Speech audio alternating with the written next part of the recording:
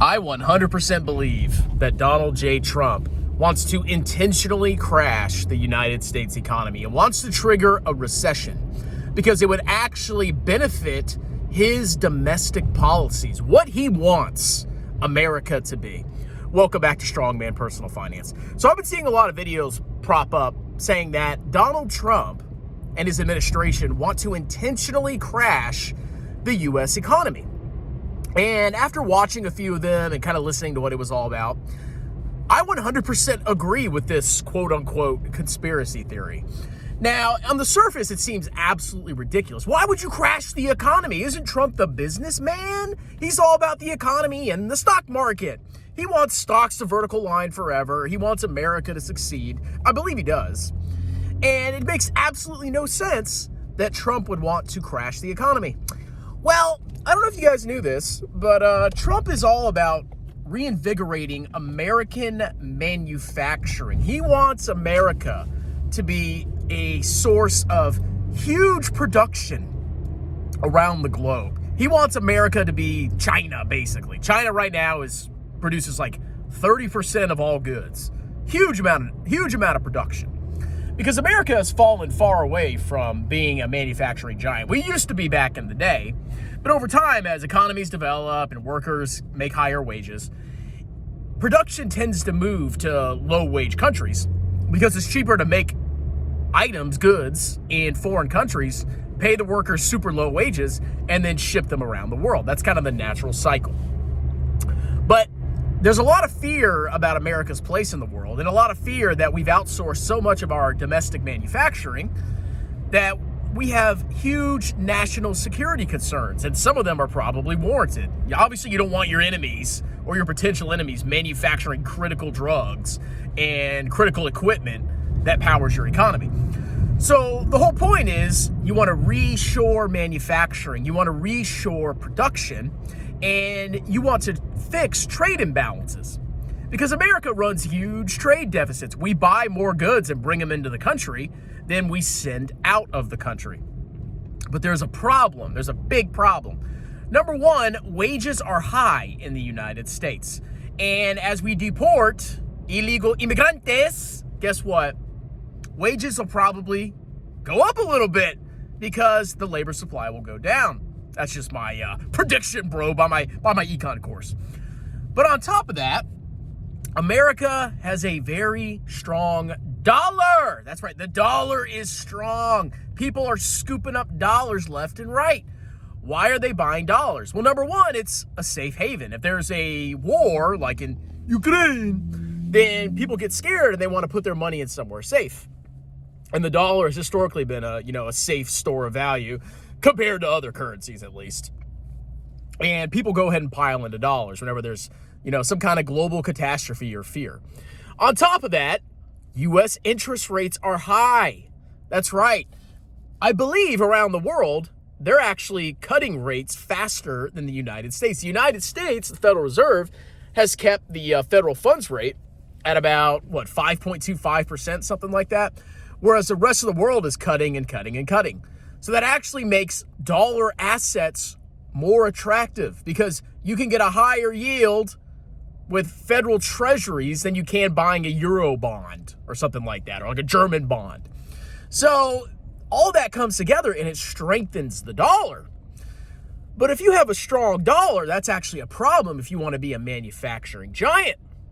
Because if you have a strong dollar, people aren't going to buy as much stuff from your country.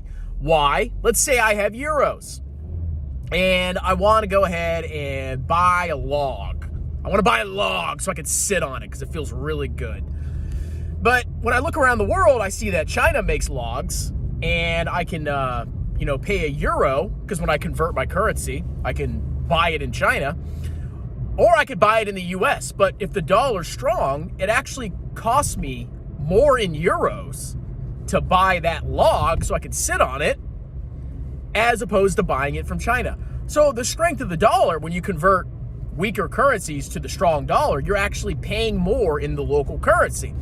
So what people do is they say, well, I should probably buy this somewhere else where my currency can go further. That's a problem if you want to be a manufacturing giant. You want to be the manufacturing king, you actually want a weaker currency.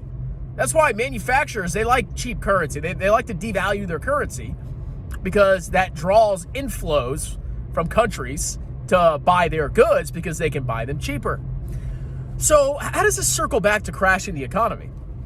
Well, number one, if we have a recession, if we have a massive decrease, which we're cutting the government massively, hopefully, which is part of GDP. If we have a recession and the economy starts to implode, what's the Fed gonna do? They're gonna cut rates. What could that potentially do? Devalue the dollar. We also have higher rates because of the fear of inflation. We think inflation might be coming back. The market thinks that. And so longer-term treasury yields have been, trending up over time, even though we've been cutting short-term rates. Well, guess what? What if we had a recession? That would bring the fears of inflation down massively, which would also cut rates, devalue the dollar, and potentially allow America to become a more competitive manufacturer. I still don't think we're that competitive just because of the cost of our wages, but maybe I'm crazy. But a crash to the economy in the short term would actually give Trump exactly what he wanted. He wants to bring the 10-year yield down. They're focused on the 10-year. They don't care about the stunk market, your stupid large cap tech that you buy the dips on and always vertical lines right after because you're geniuses. No, they care about the 10-year. He wants America to be a manufacturing hub. And by triggering some kind of economic crisis or some kind of recession or a slowdown, that's the justification that America needs to cut rates massively and onshore more production. So I would not be surprised if we did get into a recession because it fits exactly what Trump's agenda is. And as they always say, we need to suffer short-term pain for long-term gain. Now, if you want to make America a manufacturing hub, I guess it's not a bad idea. The recession, it will be painful for some people, but it's not going to hurt the rich. It's not going to hurt people that have solid careers. They can buy assets on the cheap. Rates can come down, so corporations and rich people can borrow money at lower rates. And if rates also come down, people can actually afford a home. So there actually could be some benefits to a recession, massive rate cuts, and the devaluation of the dollar.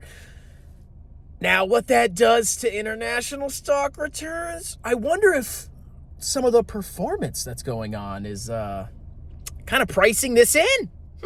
I don't know. I don't know if you guys have noticed, but at least this year, international stocks have been clapping the ever-living heck out of U.S. stocks. So yes, I get 2 months of glory. That's how it works. Anyway, what do you think? Do you think I'm crazy? Do you think Trump actually wants to destroy the economy or at least crash it temporarily? Or do you think he's just a clueless clown saying random stuff and dyeing his face orange? Because why not?